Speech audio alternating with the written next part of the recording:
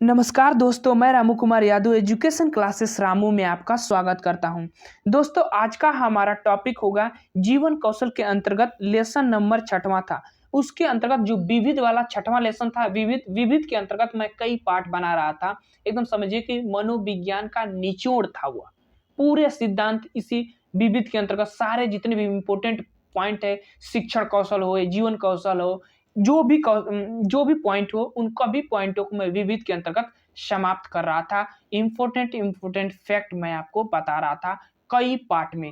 तो आज का हमारा लास्ट पार्ट और वो पार्ट है 12। आज हम 12वें पार्ट पर आ गए हैं और 11 पार्ट मैं इसका बना चुका हूं। अगर उन वीडियो को आप नहीं देखे होंगे तो काफी महत्वपूर्ण है यार, जरूर देखिएगा उसको। वो आपको एग्जाम की दृष्टि से काफी महत्वपूर्ण है और वहीं से ज्यादा प्रश्न बनेंगे और बने हुए हैं। मैं उन वीडियो में बताया हुआ कि कौन सा प्रश्न किस एग्जाम में बना हुआ है, ये भी आपको बताया हुआ हूं।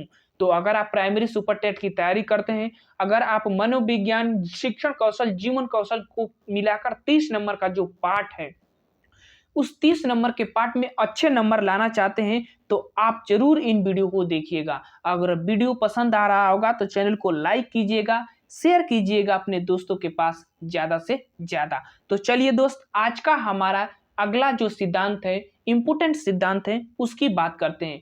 पिछले जितने भी सिद्धांत की वीडियो बनाया हूं, उन सभी वीडियो को आप देखिएगा। तो चलिए, आज का हमारा सिद्धांत है वह स्पीयरमैन से संबंधित है और इन्होंने बुद्धि का द्विकारक सिद्धांत दिया था। काफी फेमस सिद्धांत है। अभी इसी एग्जाम में अगर हम बात करें तो इनसे रिलेटेड क्वेश्चन बना था।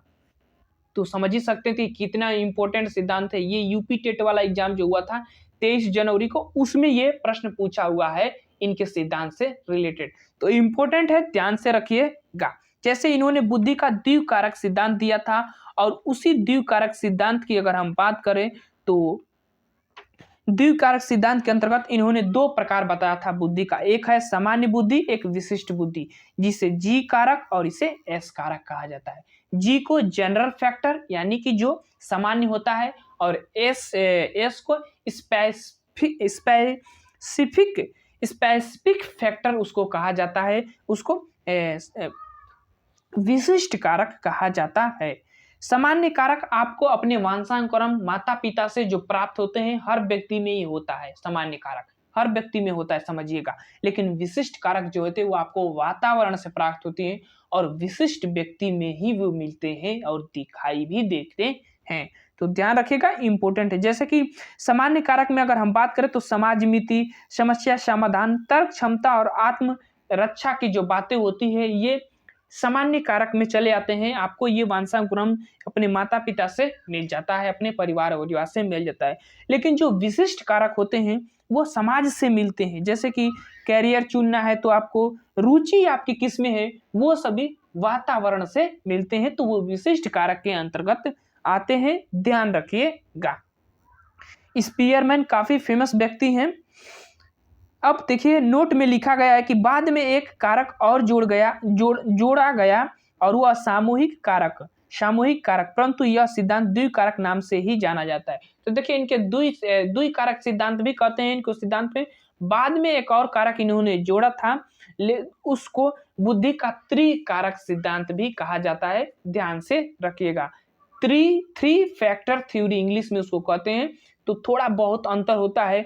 जैसे अगर आप पढ़ेंगे, केरोल का एक सिद्धांत है बुद्धि का त्रिस्तरीय सिद्धांत। तो ये सब थोड़ा बहुत अंतर आपको समझना पड़ेगा। बुद्धि का त्रिकारक सिद्धांत पूरे पूछेगा तो स्पीयरमैन पर जाइएगा, लेकिन वही चीज अगर बुद्धि का त्रिस्तरीय सिद्धांत पूछेगा तो केरोल पर जाइएगा। काफी इंपॉर्टेंट थोड़ा सा अंतर है, इस चीज को आपको समझना है। अब अगले सिद्धांत पर चलते हैं। अगला सिद्धांत है हमारा जॉन डीवी। जॉन डीवी भी काफी फेमस व्यक्ति हैं और इन्होंने क्रियात्मक अनुसंधान के जनक कहा जाता है और प्रगतिशील शिक्षा के जनक इनको माना जाता है, जॉन डीवी को। तो इंपोर्टेंट व्यक्ति है, ध्यान रखिएगा। इन्होंने लैब विद्यालयों की स्थापना किया था। इन्होंने अपने समय में लैब विद्यालयों की स्थापना करने की बात कही थी और किया था। इनका एक पुस्तक है, नामक पुस्तक के लेखक है वो है स्कूल एवं समाज, इनका एक पुस्तक है। इंपॉर्टेंट है, ध्यान रखिएगा, जॉन डीवी। अब आगे चलते हैं, मारिया मॉन्टेसरी की बात कर लेते हैं। मारिया मॉन्टेसरी जो है इंद्र आधारित शिक्षा की बात करते हैं, जो कि हमारे पांचों जो इंद्रियां होती है उसके आधार पर शिक्षा देने की बात इन्होंने किया है, मारिया मॉन्टेसरी। और बच्चा एक शरीर है जो बढ़ता है, ये बातें कही हैं। और यह एक आत्मा है जो विकसित होती है, यानी कि बच्चा एक आत्मा है जो विकसित होता है, ये बातें कही है। तो इंद्रियों की शिक्षा की अगर बात करेगा किसने किया है, तो मारिया मॉन्टेसरी पर जाइएगा, इंद्रियों की शिक्षा की बात करती है।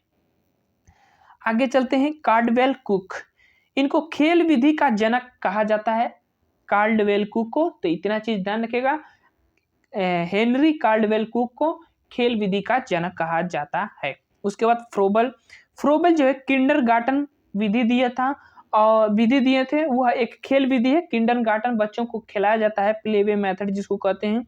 किंडरगार्टन एक जर्मन भाषा का शब्द है और जिसका अर्थ होता है बच्चों का बागीचा। तो इनका जो बच्चों का ज्ञान का स्थान था उसको बालोद्यान भी कहा जाता है। अभी एग्जाम में पूछा होगा कि बालोद्यान किसका शिक्षण स्थान था, तो वो फ्राबेल का था, ध्यान रखिएगा, इंपॉर्टेंट है। अब आगे चलते हैं, मिस हेलन पार्कहर्स्ट, इन्होंने डाल्टन विधि के जनक इनको माना जाता है, हेलन पार्कहर्स्ट को। और इन्होंने हर विषय के लिए अलग अलग प्रयोगशाला बनाया था, जो हेलन पार्कहर्स्ट थे। सीखने के लिए समय सीमा नहीं थी, इनके लिए सीखने की जो समय सीमा थी वो निर्धारित नहीं थी, इन्होंने बताया था। और ये अमेरिका के डाल्टन शहर में इसकी शुरुआत किया था, इसीलिए डाल्टन जो पद्धति, डाल्टन विधि के जनक इनको कहा जाता है। तो इम्पोर्टेंट है, ध्यान रखिएगा इनसे।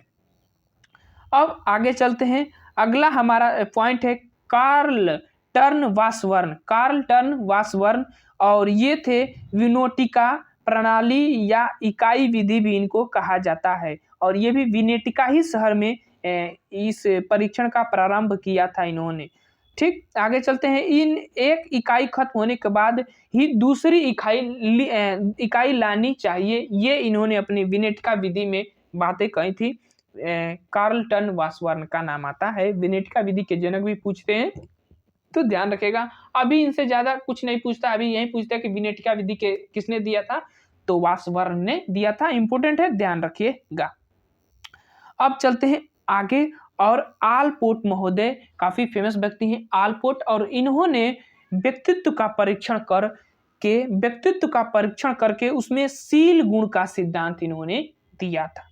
इन्होंने बताया था कि एक सतही शील गुण होता है, एक केंद्रीय शील गुण होता है और एक द्वितीयक शील गुण होता है, इन्होंने अपने सिद्धांत में बताया था। तो ध्यान से रखिएगा, सतही शील गुण की अगर हम बात करें तो वह गुण जो आसानी से मिल जाता है, जैसे समय पर आना, दया, भावना, क्रोध, ये सब आसानी से मिल जाता है, उसको सतहीशील गुण कहते हैं। लेकिन एक केंद्रीय गुण था जो सबसे बड़ा होता है, इसको हम क्या कहते हैं, केंद्रीय जो गुण होता है उसको हम प्रमुख गुण के अंतर्गत रखा जाता है। जैसे गांधी को अगर याद करेंगे तो अहिंसा, कर्ण का याद करेंगे तो दानवीरता उसकी, रावण को याद करेंगे तो अहंकार, ये सब केंद्रीय शील गुण के अंतर्गत आते हैं। जैसे यहाँ पर एग्जाम्पल दिया हुआ है, सत्य और अहिंसा गांधी से रिलेटेड है। ठीक, तो ये व्यक्ति के अंदर होता है, केंद्र में होता है, और ये जो होता है प्रत्येक व्यक्ति के व्यवहार से दिखाई देता है, तो इस चीज को ध्यान में रखिएगा। उसके बाद द्वितीयक गुण जो होता है कभी कभी दिखाई देता है, कभी कभी ये गुण दिखाई देने वाला था, जैसे कंजूस का पैसा खर्च न करना, कंजूसी, ये होता है कभी कभी, जैसे शौर्य, बलिदान, साहस, ये कभी कभी दिखाई देता है, उसको द्वितीय गुण के अंतर्गत रखा जाता है।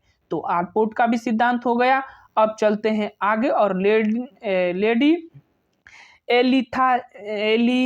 एलिजाबेथ हर्लॉक, इनको शॉर्ट फॉर्म में हर्लॉक के नाम से जाना जाता है, इनके सिद्धांत को देखते हैं। हर्लॉक महोदय, सहसा अवस्था केवल 2 सप्ताह तक होती है जन्म से, इन्होंने ये बात कहा था। उसके बाद सामाजिक विकास का सिद्धांत जो है, ये सामाजिक विकास का सिद्धांत इन्होंने नहीं दिया था, बस इतना चीज याद रखिए। सामाजिक विकास का सिद्धांत की अगर हम बात करें अधिगम का, तो वो उन्होंने दिया था, इनका नाम अल्बर्ट बांडुरा का नाम आता है। तो इन पर मत जाइएगा, बस सहसावस्था को 2 सप्ताह का होता है, ये चीज इसको मिटा देते हैं। सहसावस्था 2 सप्ताह की होती है जन्म से, ये बातें कही थी। और एक चीज और ध्यान रखिएगा, अभी जो यूपी टेट का एग्जाम जो 23 जनवरी को हुआ था, उसमें इनसे एक रिलेटेड परिभाषा पूछा था और वह परिभाषा थी कि विकास के परिणाम स्वरूप नवीन विशेषताओं और नवीन योग्यताओं प्रकट होती है। ये परिभाषा किसकी थी? तो हरलाख महोदय की थी। इसी एग्जाम में पूछा गया था, यूपी टेट के एग्जाम में, तो इंपॉर्टेंट है, ध्यान रखिएगा। आगे चलते हैं। आगे है हैब ने बुद्धि का क या ख या एक्स वाई का सिद्धांत इन्होंने दिया था। हैब महोदय ने बुद्धि का इन्होंने सिद्धांत दिया था। इन्होंने बताया था कि बुद्धि एक जन्मजात यानी वंशानुक्रम होती है और एक अर्जित वातावरण की होती है, यानी कि आप वातावरण से जो बुद्धि ग्रहण करते हैं। तो ये तो सीधे चीजें आपको समझ में आ ही गए होंगे। ठीक, अगला सिद्धांत बात करते हैं एरिक एरिक्सन का। इन्होंने मनोसामाजिक विकास का सिद्धांत दिया था और इनकी पुस्तक थी चाइल्डहुड एंड सोसाइटी, काफी फेमस पुस्तक। उसमें इन्होंने मनोसामाजिक विकास का सिद्धांत दिया था। इन्होंने बताया था कि मनुष्य केवल सामाजिक प्राणी न होकर मनुष्य केवल जैविक प्राणी न होकर एक सामाजिक प्राणी भी होता है। इस चीज को अपने सिद्धांत में इन्होंने बताया था और उसमें मनुष्य के एक विकास में के क्रम के आधार पर इन्होंने 8 अवस्थाओं में बांटा था। तो बस इतना याद रखिए, 8 अवस्थाओं में बांटा था। मनोसामाजिक विकास का सिद्धांत इन्होंने एरिक एरिक्सन ने दिया था। पुस्तक इनकी थी चाइल्डहुड एंड सोसाइटी। बस इतना चीज इनसे ध्यान रखिएगा। अगर बात करें इनको, तो इन्होंने अपने सिद्धांत जो इसमें दिया था उसमें जो अहम होता है उसको सबसे ज्यादा मजबूत या प्रमुख स्थान अपने सिद्धांत में दिया था, अहम को। ठीक, अब आगे चलते हैं। अगला हमारा सोरेनसन का है और सोरेनसन ने प्रत्यागमन के नियम का पर अध्ययन किया था। तो ध्यान रखिएगा, इंपॉर्टेंट है। प्रत्यागमन के नियम पर अध्ययन करने वाले कौन थे? तो सोरेनसन थे। उसके बाद अगला हमारा सिद्धांत चार्ल्स डार्विन और वह है उत्तरजीविता वातावरण का सिद्धांत। तो उत्तरजीविता या वातावरण का सिद्धांत की बात करेगा तो चार्ल्स डार्विन ने दिया था। तो ये थे हमारे आज के जो महत्वपूर्ण सिद्धांत थे। आज हमारा पूरा जो विविध के अंतर्गत जितने इंपॉर्टेंट सिद्धांत थे उसको खत्म कर दिया गया। तो अब चलिए दोस्त, आगे हमारी जो वीडियो आएगी वो जीवन कौशल के इंपॉर्टेंट क्वेश्चन की प्रैक्टिस सेट अब स्टार्ट किया जाएगा।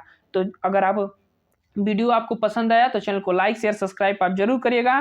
Thank you for watching this video.